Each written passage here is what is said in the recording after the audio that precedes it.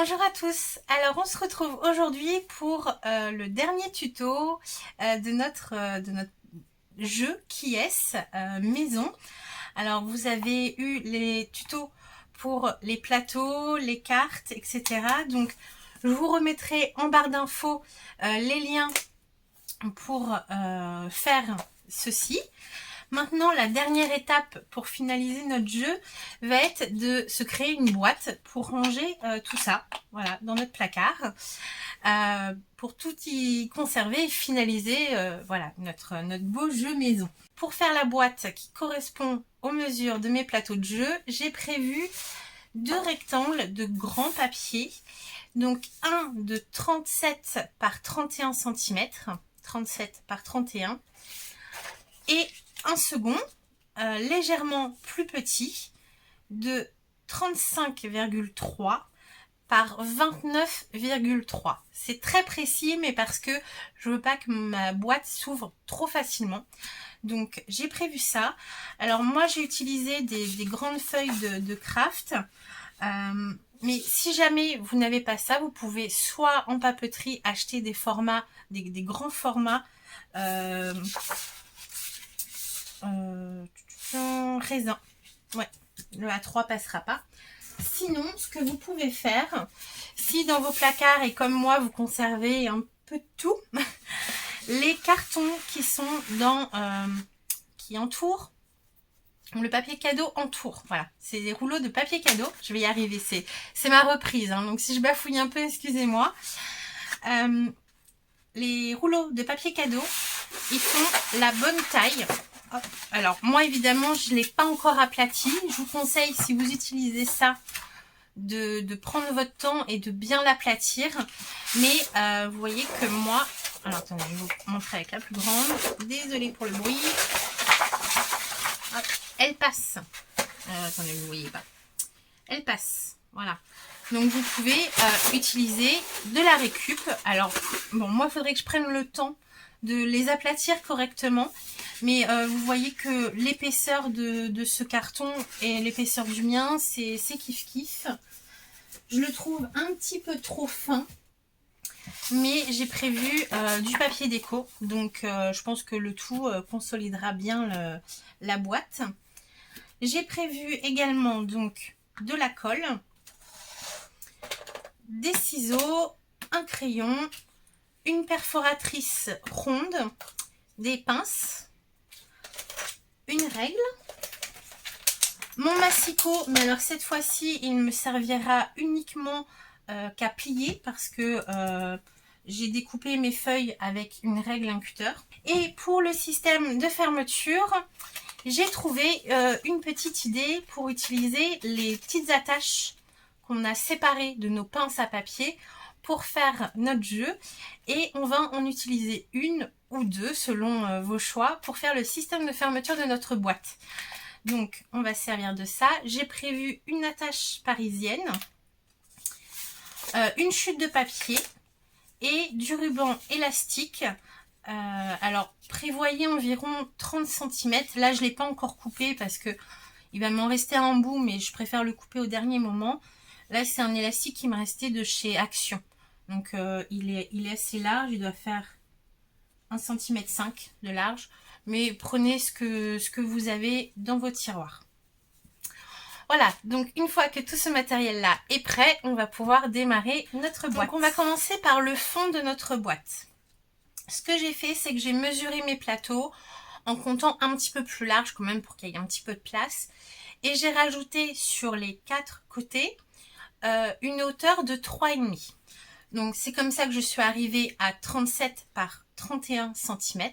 Si jamais vous voulez faire autrement, mesurez bien vos plateaux, enfin ce que vous voulez mettre à l'intérieur de votre boîte, parce que ça peut marcher pour n'importe quel projet. Mesurez bien, si c'est un album photo qui fait 7 par 10 et 5 d'épaisseur, mesurez bien donc le fond avec une petite marge quand même pour pas que ça soit trop serré, et la hauteur. Donc moi j'ai calculé 3,5 cm de hauteur, je pense que ça devrait être bien. J'ai pas fait de prototype parce que je me suis dit que j'allais me retrouver avec 2 grandes boîtes qui me serviront, une qui me servira à rien. Donc je le fais en même temps que vous, j'ai déjà calculé un petit peu. Donc sur mon rectangle de 37 par 31 cm, sur les 4 côtés, je vais marquer un pli à 3,5 cm.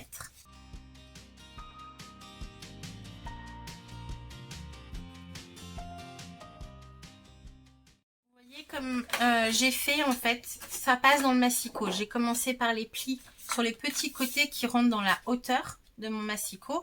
Et ensuite, comme ça ne rentrait pas, donc je suis venue plier les plis que j'avais déjà fait pour que ça passe. Voilà, donc là, j'avais oublié dans la liste du matériel le plioir. On va venir marquer nos plis. N'hésitez pas, avant de continuer, de bien vérifier que votre projet rentre dans votre boîte et qu'il y ait quand même une petite marge autour pour pouvoir le sortir facilement. Maintenant qu'on a ça, ça va être très simple. On va venir couper au ciseau ou au cutter, peu importe, un des côtés sur les 4 carrés que l'on obtient aux angles. Voilà, ici, ici et ici. Voilà. N'hésitez pas à biaiser légèrement vos carrés. Et ensuite, on viendra, donc ça nous fera des petites pattes de collage. Et on viendra les coller sur l'intérieur du côté opposé.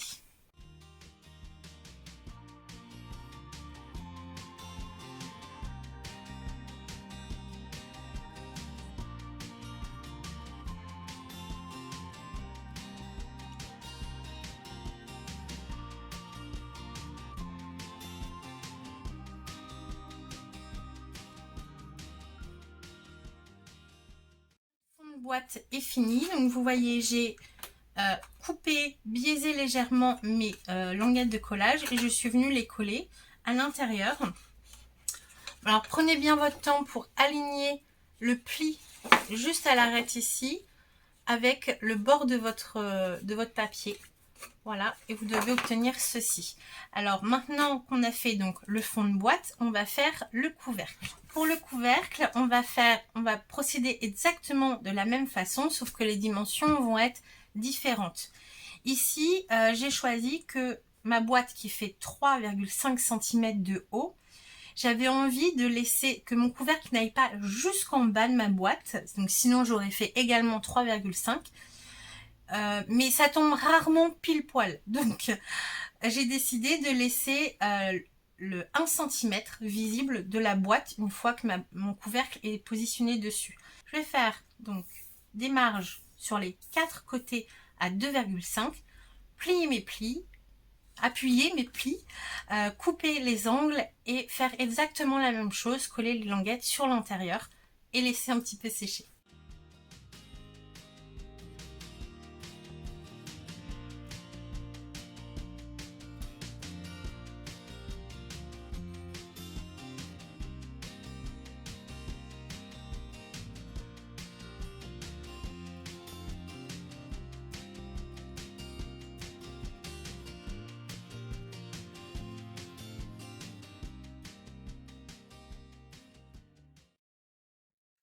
On se retrouve pour ma part le lendemain. J'ai bien laissé sécher mes boîtes et là donc j'ai testé le couvercle, donc celui qui fait 2,5 cm de hauteur se place bien, voilà, impeccable, sur mon fond de boîte, donc qui fait 3,5 et vous voyez que là j'ai 1 cm qui dépasse. Et en essayant, je me suis aperçue que mon papier était vraiment très fin. Alors peut-être que si vous avez un papier plus épais, vous n'allez pas avoir besoin de faire l'astuce que je vais vous montrer. J'ai trouvé une petite subtilité pour consolider ma boîte et en même temps camoufler mon papier déco. Parce que moi, pour l'extérieur de ma boîte, j'ai imprimé ce papier donc sur mon imprimante chez moi. Donc c'est un format A4 et vous voyez que en plus il est trop petit. et je peux pas, le motif se répète pas, donc je peux pas rajouter un morceau ici. Si vous utilisez une feuille de bloc 30-30, j'en ai une ici, vous n'allez pas avoir ce problème. Vous voyez que ça passe largement, donc vous n'aurez pas de souci. En même temps, hop là, donc j'ai fait le fond de boîte pour essayer avant de vous dire n'importe quoi. Donc moi j'ai fait ceci. Donc ce que j'ai fait, c'est que j'ai collé, je vais vous montrer sur le couvercle, j'ai collé ma feuille A4 au centre en laissant une marge de chaque côté. Et je me suis préparé des bandes avec mes chutes de papier comme ça pour mettre sur les côtés. Donc ce que j'ai décidé, c'est de recouvrir sur le dessus ici de 2 cm. Donc je me suis fait des bandes, j'ai mesuré la hauteur et la largeur précisément aux angles. Je me suis coupé donc une bande comme ça.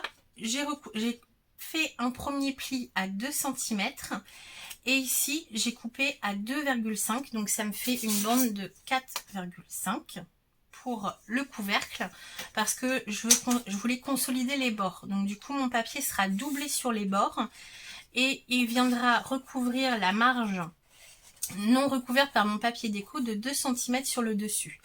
Donc pour le fond de boîte, j'ai fait un pli à 2 et j'ai coupé à 5,5 pour avoir mes 3,5 sur le côté ici. Vous voyez que ça arrive vraiment au bord, donc ça double tous mes côtés et j'ai ancré les bords. Comme ça, je règle deux choses, mon papier déco trop petit et mon papier trop fin.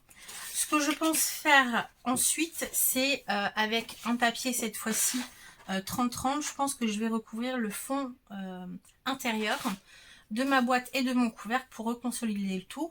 Bien évidemment, je vous répète, si vous avez un papier plus épais, vous n'allez peut-être pas avoir besoin de faire tout ça. Donc j'ai fait le fond de boîte et je vais faire avec vous donc en accéléré le couvercle.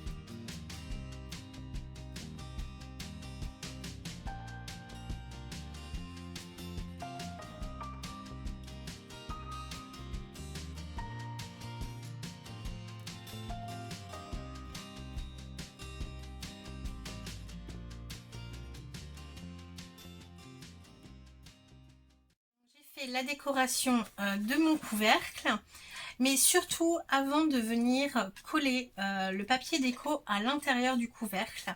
Sur la boîte, vous pouvez déjà le faire.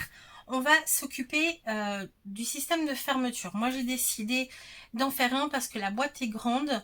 Il y a les petites cartes de pioche qui sont assez petites et j'ai pas envie d'en perdre. Voilà, donc je préfère faire un système de fermeture.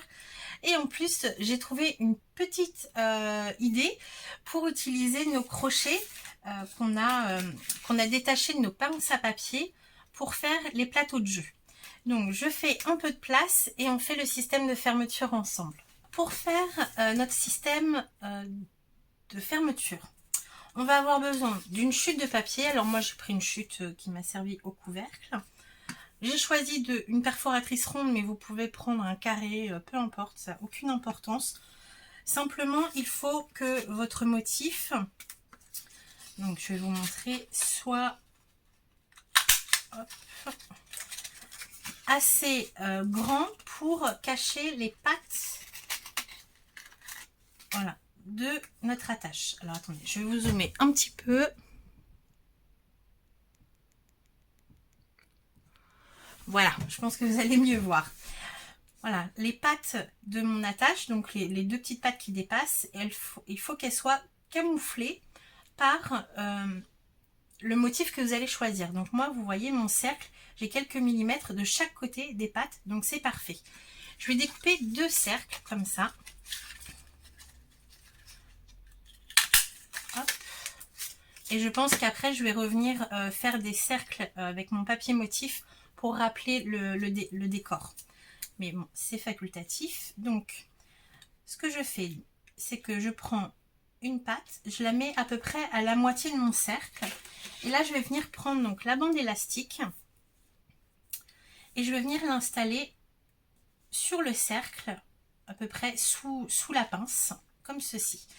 Moi, je vais utiliser mon pistolet à colle chaude pour que ça soit plus rapide. Mais vous pouvez utiliser une colle forte, ça marchera aussi bien. Donc, ce que je vais faire, c'est que je vais mettre de la colle sur quasiment tout mon cercle. Je vais venir coller ma pince et un bout d'élastique.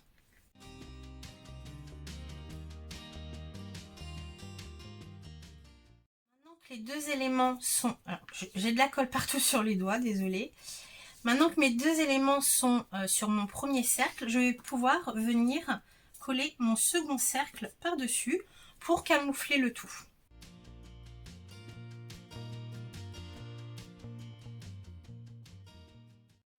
Mon système d'accroche, ça va être un petit peu le système des salopettes en fait, ce que je vous propose. Donc là j'ai ma première partie et la seconde partie ça sera simplement une attache parisienne et on viendra la bloquer comme ceci. Voilà. Je trouve que pour un déchet qui était destiné à la poubelle, et ben, il va bien être utile. Surtout n'hésitez pas, hein, si vous avez d'autres idées avec ces crochets, n'hésitez pas à me les mettre en commentaire. Toute idée est bonne à prendre. Donc maintenant que j'ai la première partie de ma fermeture, je vais venir installer l'attache parisienne sur le couvercle. Le but va être d'installer une attache parisienne donc sur... alors moi j'ai décidé que ma fermeture se ferait... Donc attendez, je vais vous montrer avec la boîte. Donc une fois la boîte fermée, le but va être d'installer une attache parisienne sur le couvercle, donc sur la partie la moins large, de pouvoir bloquer notre système ici et que l'élastique fasse le tour de ma boîte par-dessous et qu'elle soit fixée à l'intérieur de mon couvercle de l'autre côté. Donc pour ça, je vais mesurer le centre, je vais me décaler, donc d'où l'importance de ne pas installer l'attache parisienne avant de faire votre système de fermeture, parce qu'il ne faudrait pas que votre partie fixe dépasse du couvercle. Donc là, je pense que mon cercle, il fait 2,5 cm. Je pense que je vais installer, donc avec la patte qui dépasse, je pense que je vais l'installer à... Mon attache parisienne à 4,5 cm du bord de mon couvercle et centré comme ça. Donc je vais simplement venir faire un trou et installer mon attache parisienne. D'où aussi d'attendre de mettre le papier déco à l'intérieur. Comme ça le papier déco à l'intérieur viendra cacher les pattes de mon attache parisienne.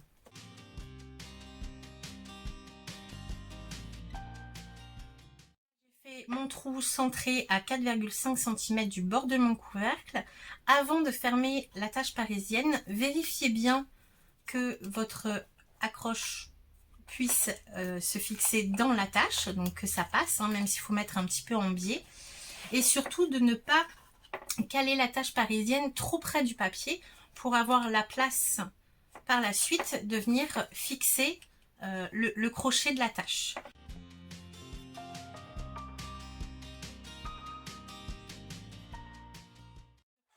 Vérifiez bien plusieurs fois hein, avant de fixer le tout, ça serait dommage de gâcher la boîte à ce moment-là. Donc là, je pense que je suis bien. Donc maintenant, ce que je vais faire, c'est que je vais reprendre mon fond de boîte. Je remets le couvercle.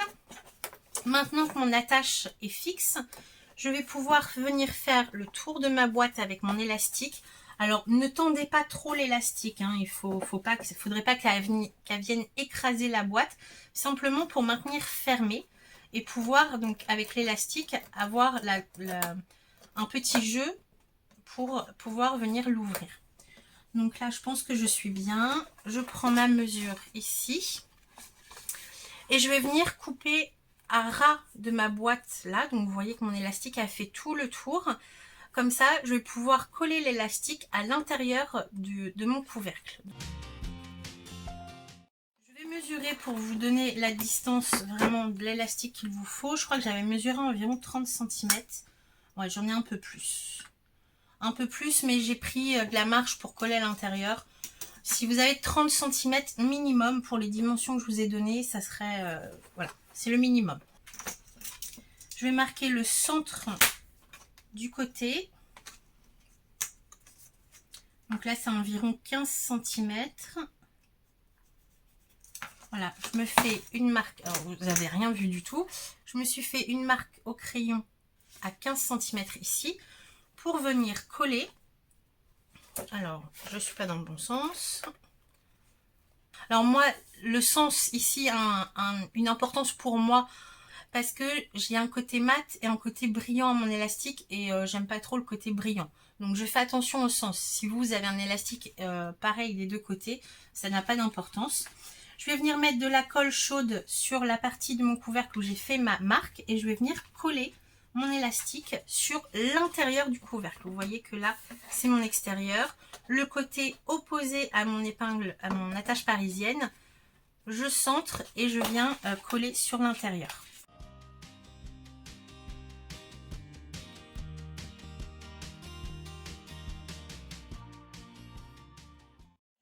Je positionne mon couvercle sur la boîte, je fais le tour avec mon élastique par dessous et je viens la fermer.